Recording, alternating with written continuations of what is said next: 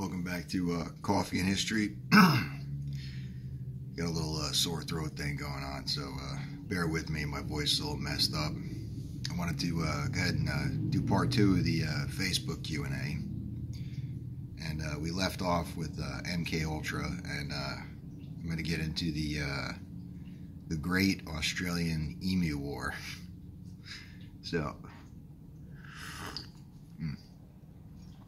this was an armed conflict that took place in Australia in 1932 between the Australian Army, specifically World War I veterans, and emus, the large flightless bird.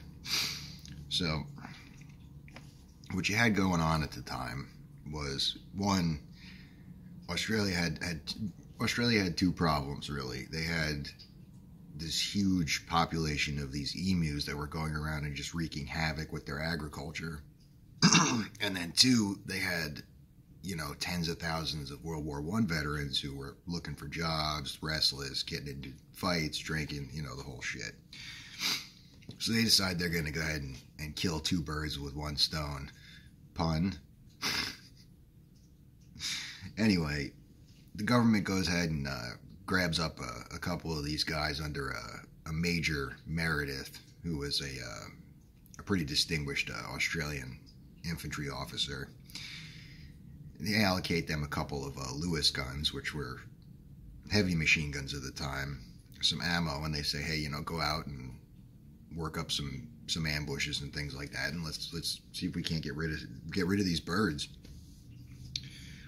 So, that sounds all well and good, but it actually gets pretty fucking hilarious. So the first encounter, these gentlemen set up an ambush. Hey, boo. These gentlemen set up an ambush with the Lewis guns, and they encounter about 50 birds. They open fire on the birds. The birds immediately split into two groups and pretty much elude them. It got to a point where they almost accidentally fired at each other. The second encounter was somewhere around 1,000 birds, and again, they were able to largely elude the Australian forces with the machine guns. And it's kind of funny if you look at the there was a couple of ornithologists and other military officers that were observing this, and one ornithologist commented that these birds were essentially outwitting the military forces against them, despite them being so stupid. And then Major Meredith himself, who had been present for the Zulu Wars, compared the birds' cunning and maneuverability to that of the Zulu warriors. So it's kind of funny. Eventually, they gave this up because it was just ineffectual. They tried 2 or 3 times to sort of set up these little machine gun ambushes and herd the birds in, and every time the birds would just scatter, maybe 2 or 3 would get killed, and it was just, it was a waste of money and time. So that did that in. And of course, it's remembered today historically as the emus having won the emu war against these Australian soldiers. And now my second question was, I had mentioned in my move bombing video about the time the U.S. Air Force, or at the time the U.S. Army Air Corps, bombed a small town in, I believe it was Montana, called Miles City. This took place in March 23rd, 1944. What happened was the Yellowstone and Tongue rivers, due to the season, it was spring, and so the ice was melting, causing the rivers to swell, and the chunks of ice that had remained in the rivers had gotten all jammed up near Miles City, and the entire city flooded. So the mayor and a couple other guys get together, and they decide they're going to go ahead and get some dynamite from a mine and drop it on these ice packs in an attempt to break them up and allow the water to move out of the city. And this didn't work very well. So they got in touch with the U.S. Army Air Corps, who then dispatched a B-17 bomber to drop 15 250-pound bombs on the dam, which then broke it up, and the floodwaters subsided. So it worked out pretty well. And that was, of course, considered to be the first time in U.S. history that there was a targeted airstrike by the U.S. Air Force on a civilian American city, you know. So, and they're pretty proud of that too. If you ever go to Miles City, of course, it's still around. They have festivals and things about it every year, and there's a little museum about it. It's a pretty cool little piece of Americana. Now, back to the Emu War. That was extremely condensed. I'm planning on doing a video about that in its entirety, because it's pretty fucking funny. I mean, that these guys went so far as to write out like individual after action reviews of the various campaigns against the emus and things like that. And some of the commentary, especially from like the ornithologists that were on the ground, it was like a real life Monty Python sketch, if I had to sum it up. So before I get to that, definitely I would suggest looking into that and checking out the Miles City thing.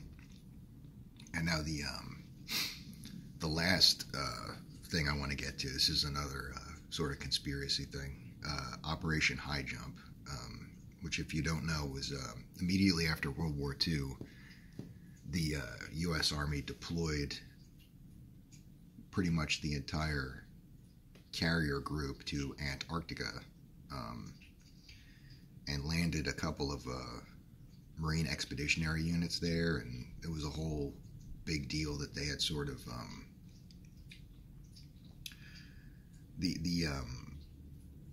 the given story was that it was a scientific expedition. Now, mind you, they landed with like tanks and LCACs and all sorts of this military equipment, and then they turned around and said that it was a scientific expedition.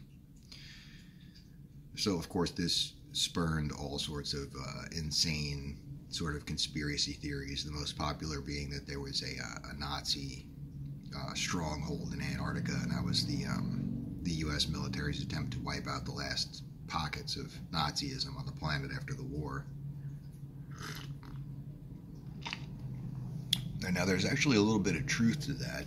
The Nazis before World War II did undertake an Antarctic expedition, and they did put in place the beginnings of a U-boat base, which is still there. Now, they never actually used this U-boat base. The intention was to be able to commerce raid along the Panama Canal and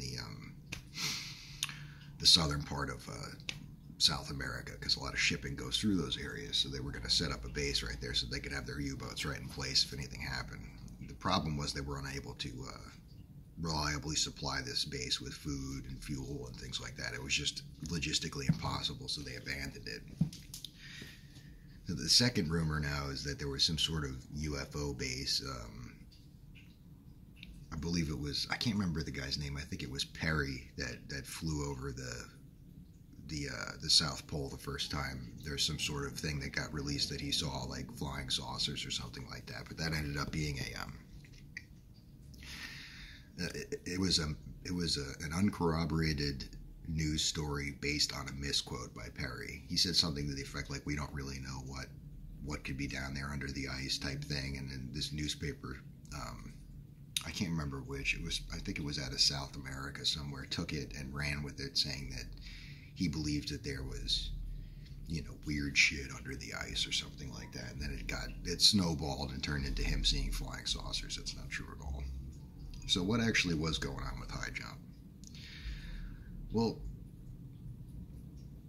the U.S. Army wanted to do a major post-war exercise with their troops. And there was a lot of tension already starting now. We'd just been out of the war, I think, 1 year, and there was already a significant amount of tension starting with the Russians. So we didn't want to... This was essentially an exercise to prove that we could fight the Russians in, the horrible frozen Russian winter. So we deployed troops down there, and we trained them on how to do that. But obviously we didn't want to come out right out and say, hey, we're a year out of the war and we're doing a training exercise on how to defeat our big ally. So it got stamped with, you know, scientific expedition, and the rest is all just, you know, whatever you want to fill in.